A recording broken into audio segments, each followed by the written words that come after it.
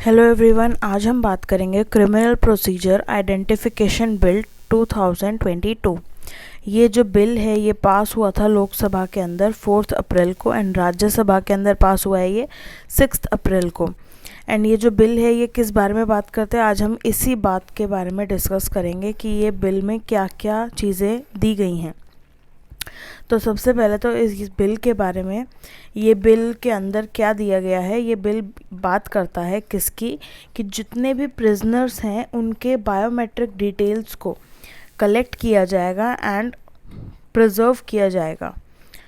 तो इसके बारे में ये पूरे बिल बात करता है।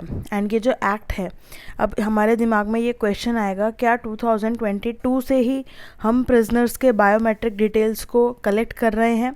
तो ऐसा नहीं है, हम पहले भी कलेक्ट करते थे प्रिजनर्स के डिटेल्स को। वो कौन से एक्ट के अंदर करते थे? Identification of prisoners act 1920। But scope का बहुत ज़्यादा डिफरेंस है।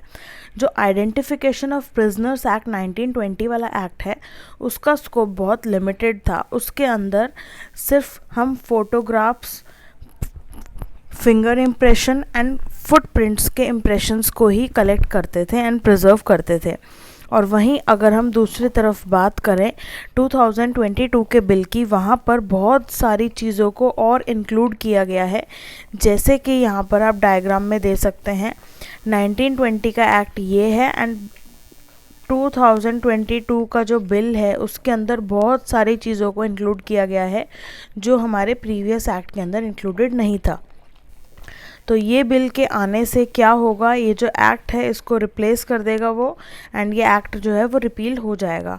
एंड ये बिल आने से क्या होगा, जो अथॉरिटी है, जो इन्वेस्टिगेटिंग अथॉरिटी है, वो कलेक्ट करेंगी फिंगर इम्प्रेशन या फिर palm impression, foot impression, iris scans, retina scans, physical and biological samples. Physical and biological samples में जितने भी डीएनए टेस्ट हैं ये सारे वो कलेक्ट करेंगे। एक साइकेट्रिस्ट जो है वो प्रिजनर को नोटिस करेगा और उसके जितने भी बिहेवियरल एट्रीब्यूट्स हैं उनको चेक करेगा एंड वो सारे नोट करेगा रिकॉर्ड के अंदर। एंड सिग्नेचर एंड हैंडराइटिंग को भी रिकॉर्ड किया जाएगा। एंड वो चीज़ें जो section 53 and 53 capital A of CrPC के अंदर रिकॉर्ड करी जाती हैं, एग्जामिन करी जाती हैं, जैसे कि किसी पर्सन का saliva, blood, semen, sweat, hair, DNA, ये सारी चीज़ों को हम इंक्लूड करेंगे इसके अंदर।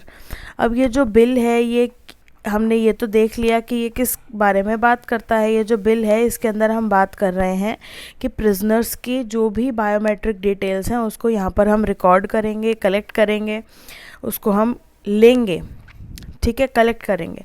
बट ये जो एक्ट है, ये जो ये बिल है, अगर ये आ गया तो ये किसके कॉन्ट्रेरी होगा, किसके वायलेशन में होगा? तो जो जस्टिस पी चिदम्बरम है उन्होंने बोला है, उन्होंने अपना एक नैरेटिव दिया है जिसके अंदर उन्होंने कहा है कि ये जो है आर्टिकल 20 एंड आर्टिकल 21 के वायलेटिव में होगा अगर ये आता है तो, क्योंकि आर्टिकल 20 एंड 21 के राइट को ये वायलेट करता है। जैसे कि राइट टू प्राइवेसी, जो प्रिजनर्स हैं उनकी राइट टू प्राइवेसी जो है वो नहीं रहेगी इस एक्ट के आने के बाद। And KS. पुत्तास्वामी के केस को, एंड जो Selvi versus state of Karnataka का जो केस है जो इन केसेस के अंदर गाइडलाइंस दी गई थी उनको भी ये वायलेट करेगा। एंड ये एक्ट जो है कॉन्ट्रेरी रहेगा ये इनके प्रिंसिपल से।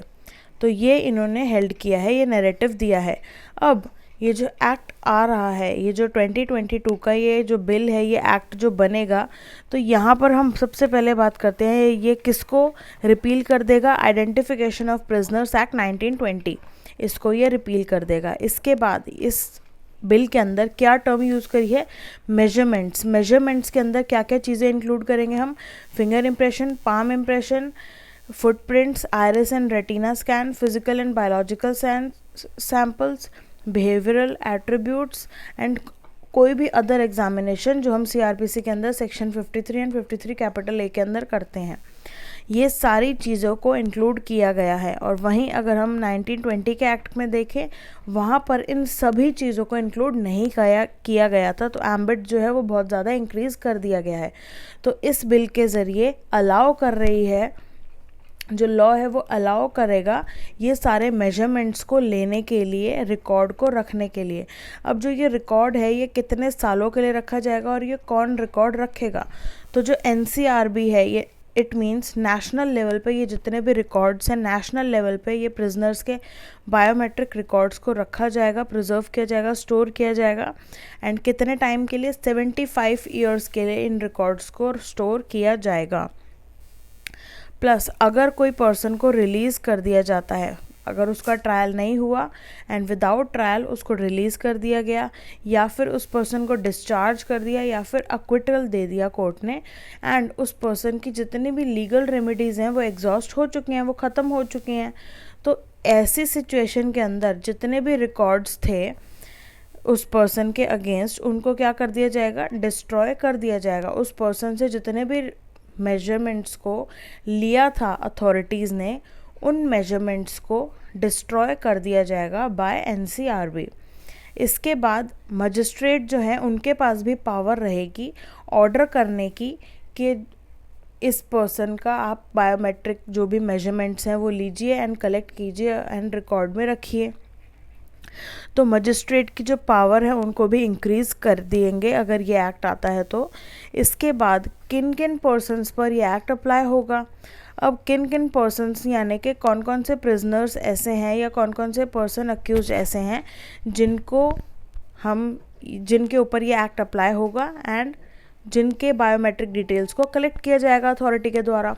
तो सबसे पहले कन्विक्टेड पर्सन, जो पर्सन को सज़ा दी गई है, सज़ा दे दी है कोर्ट ने एंड वो कन्विक्ट हो गए हैं पनिशमेंट के लिए किसी भी ऑफेंस के अंदर अंडर एनी अदर लॉ और IPC, तो वो पर्सन्स के ऊपर ये एक्ट अप्लाई होगा। तो उनके बायोमेट्रिक डिटेल को रिकॉर्ड किया जाएगा। वो पर्सन जिसका सेक्शन 117 गुड बिहेवियर को लेकर अगर कोई प्रोसिक्यूशन हुआ है तो उस पर्सन के अगेंस्ट भी आप बायोमेट्रिक डिटेल को रिकॉर्ड कर सकते हैं उस पर्सन की। नेक्स्ट है अरेस्टेड पर्सन, अगर किसी भी पर्सन को अरेस्ट किया गया है तो आप उसकी बायोमेट्रिक डिटेल ले सकते हैं। और यहाँ पर अरेस्टेड पर्सन के अंदर 2 कैटेगरी में डिवाइड किया गया है। फर्स्ट कैटेगरी बात करती है offences against women, offences against child, and वो ऑफेंसेस जो पनिशेबल हैं या तो 7 साल या 7 साल से ज़्यादा। तो अगर किसी भी पर्सन ने ये ऑफेंसेस कमिट किए हैं कि या तो कोई वुमेन के अगेंस्ट ऑफेंस किया है, चाइल्ड के अगेंस्ट, या ऐसा ऑफेंस किया है जो पनिशेबल है 7 साल या 7 साल से ज़्यादा, तो वो पर्सन जो है रिफ्यूज़ नहीं कर सकता कि मेरे को अपने बायोमेट्रिक डिटेल्स नहीं देने। उसके पास राइट नहीं है, राइट टू रिफ्यूज़ल का। एक्यूज पर्सन को देना ही पड़ेगा, ये मैंडेटरी है। एंड अगर अक्यूज पर्सन के पास राइट नहीं है देने का एंड फिर भी वो अक्यूज पर्सन रिफ्यूज़ करता है तो वो लायबल होगा अंडर सेक्शन 186 ऑफ IPC के अंडर कि वो जो है कंप्लाई नहीं कर रहा, अथॉरिटीज़ को अपना काम नहीं करने दे रहा। एंड अगर ऑफेंसेस जो है वो अदर ऑफेंसेस है, मतलब वो 7 साल से कम के ऑफेंसेस हैं, तो अक्यूज पर्सन के पास राइट होगा कि अक्यूज जो है वो रिफ्यूज़ कर सकता है कि मैं अपने बायोमेट्रिक डिटेल्स नहीं दूंगा।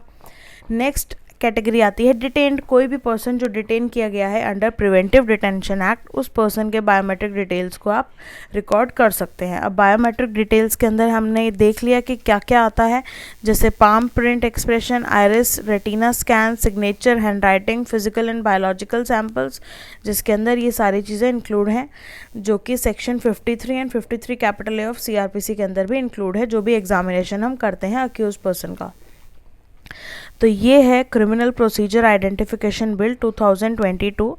बेसिकली ये एक्ट जो है, ये जो बिल है, ये क्या बात करता है, ये अभी एक्ट बना नहीं है, बट ये एक्ट अगर बनेगा तो क्या होगा, किसके वॉयलेटिव में है ये, किन पर्सन्स पर अप्लाई होता है, कौन जो है ये रिकॉर्ड रखेगा एंड कितने टाइम पीरियड के लिए ये इस रिकॉर्ड को रखा जाएगा। Thank you so much for watching.